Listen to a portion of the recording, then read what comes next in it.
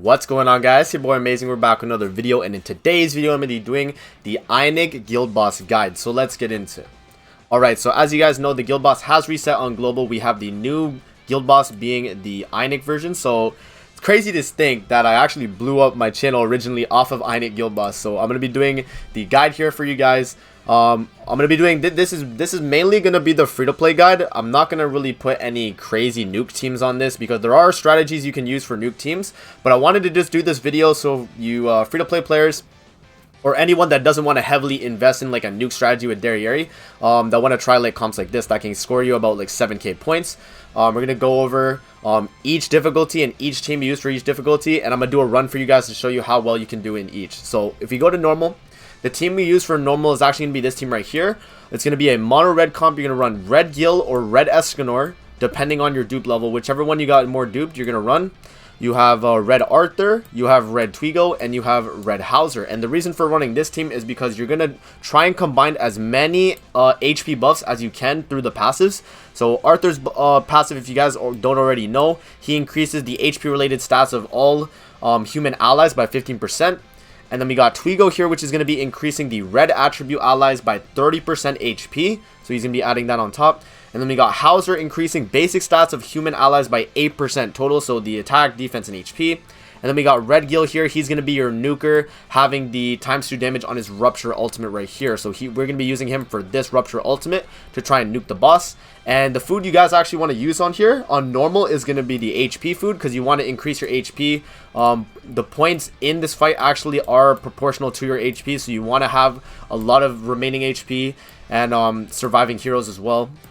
But yeah, we're going to hop in. I'm going to show you guys a run on normal with this team right here, and we'll see how well we can do. Alright, so we're hopping into the fight here.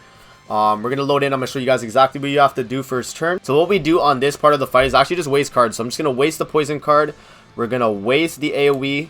We're going to waste Hauser's AoE, and we're just going to use the regular recovery seal. So we're just going to do this. So what we're hoping for now is like a merge on the Guild Thunder card right here. So that's going to help if we can get that merge. We're going to break his shield here. We can get a merge. We don't get a merge, which is unfortunate. What we're going to have to do here is just rush the Gil ult. You want to make sure you have Gil ult by the 3rd turn on this fight. So it is already turn 2. We're going to rush Gil ult. So we're just going to move, and use. I'm going to do that. And then what we're going to do here is we're going to actually apply the buff card onto Gil Thunder. He's going to take away the stance, which is perfectly fine. I'm going to do that damage on Twigo. And yeah, what we're going to do from here is we're actually just going to do this card. This card, we're going to buff up Gil, and we're going to drop the nuke, and it should be a wrap at that point. So let's just see here. There we go. We're going to break the shield, and Gil Thunder is just going to nuke him right here with the basic stats buff right there.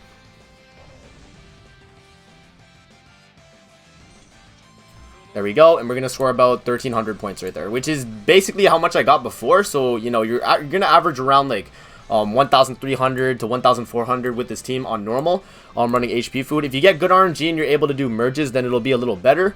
But yeah, that's going to be the normal fight. Alright, so now that we're done normal, we're on to the hard difficulty. What we're going to be doing for this is running the exact same team, but instead of running HP food, we're actually going to be running Ult Gauge food. And you guys are going to find out when we load in on the reason why we're running Ult Gauge food, but we're going to hop in, same exact team, same exact gear, and we're going to see how well we can do.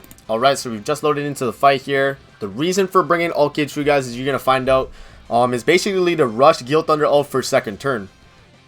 So what I'm going to do here, we're just going to move Guild Thunder card, apply the taunt, and use the poison card. So we're just going to get Guild Thunder ult for 2nd turn. We're just going to apply the poison card right there. It's not going to apply any poison or anything, but we wanted to get the ultimate on Guild Thunder instantly, right? So we're just going to do that. And then what we're going to do here as well is we're going to apply the Arthur buff so that we just nuke him. And we should be able to do a decent chunk of damage. So what we're going to do here, we're going to do the Hauser card, we're going to do the Arthur card right there. We're going to buff up Guild Thunder, and we're going to drop the ultimate nuke. And it should be a wrap.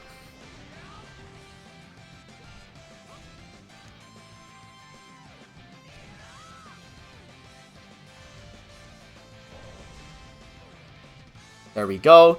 And we're going to finish off with about 2,000 points as you guys saw in the at the beginning, right? And I actually did a little bit better than last time, but it's the exact same strategy. You rush alt, turn 2, you drop the Guild Thunder alt, and it's going to be a wrap at that point. You're going to hit about 2,000 points.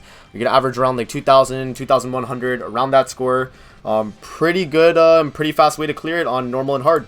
Alright, so now that we're done the hard difficulty of the Einek Guild Boss, we're going to be moving on to the extreme. And for the extreme fight, we're going to be using this team right here. It's going to be a mono green comp with green Escanor, green Elizabeth Hawk, running green Elaine, and green Jillian. And the reason for running this team right here instead of the mono red team is because this team is actually able to be done pretty like easily with not much investment as the mono red team. You can actually run the mono red team on extreme.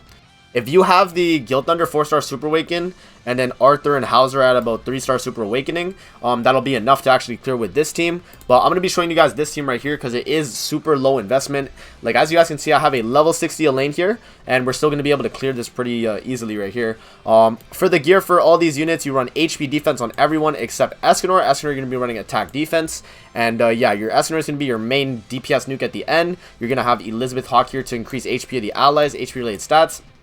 You have Elaine here to increase her own HP because of her passive being the Fairy Allies HP related stats. And then we're going to have Jillian here for the HP buffer mono green. And we're going to be running with the HP food right here. So let's hop in and see if we can get a decent score. Alright, so now that we've loaded into the fight here, we're actually just going to start wasting cards. So I'm going to drop the Elegant Blow. We're going to do the Pierce card right here.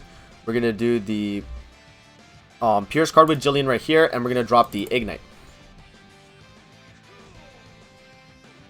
So Liz Hawk's going to break the shield right there. We're going to do the Pierce card and apply the Ignite. We could have applied the Ignite actually first before the Pierce card if you have enough damage for it. And that's also a viable option as well. But yeah, let's just see what the boss does here. Damage just a little bit will be fine. And then what we're going to do here is we're going to do merge the Jillian. We're going to merge the Elaine. We're going to do the...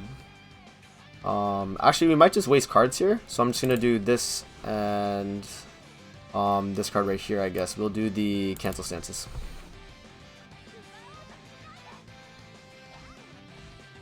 Basically what we're trying to do here is trying to get a merge for the Elegant Blow and see if we can draw more Ellie Hawk cards here. So okay, so that's perfectly fine.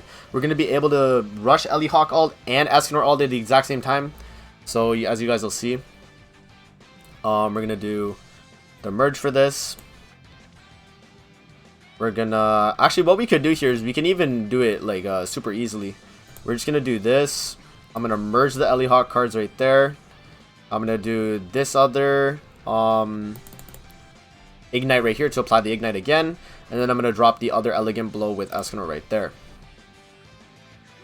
There we go. We're gonna break the shield. Apply the Ignite. We're gonna do the second Elegant Blow. Good amount of damage right there. And now what we want to do is rush Ellie Hawk ultimate so we have it for the second phase. We also want a defense down if possible. And if we can get an Ignite as well to apply Ignite on the boss, it would be pretty good. So what we're going to do here is we're actually just going to do... we could just waste some cards here. Like at this point, we could rush Ellie Hawk ult. So let's do... actually, what I'm gonna do actually is just waste cards. Yeah, we're just gonna waste cards. Let's get the Jillian ults, and then just waste these Elaine cards right here. And yeah, that should be fine because we don't really need Elaine ultimate. We're just here just to do a little bit of chip damage. Let's just drop all 3 of those cards because we're gonna get dissolved here by the boss by damaging him. So we're just gonna drop the damage. And we get the Jillian ult as well. And we can actually use the Ellie Hawk card here to get her ultimate. So let's just see here. Let's drop the Escanor card. I'm going to drop the defense down. I think I'm going to do the level 1 defense down. So I'm going to move that. Defense down. And Jillian ult should probably finish it off here. If anything, I think what I'm going to do actually. Jillian ult... I'm going to defense down. I'm going to move Ellie Hawk card. And I'm going to drop the Elegant Blow. That should be a wrap. And then if we can get this done here. Okay, let's see. And that should be enough damage with Escanor. Let's see. There we go. Oh, barely lived. He lived. He's... okay, so he is meant to die right there, man. That's just unfortunate. Let's see the turn 5. Okay, this is still doable. This is still doable. Let's just see here. Let's just see. So at this point, we'll just waste cards. And then drop Escanor ult here, like so. So let's just do that. It might be a wrap here. Jillian might just kill. Let's see. Escanor's gonna wrap it up. Okay, perfect. Do that.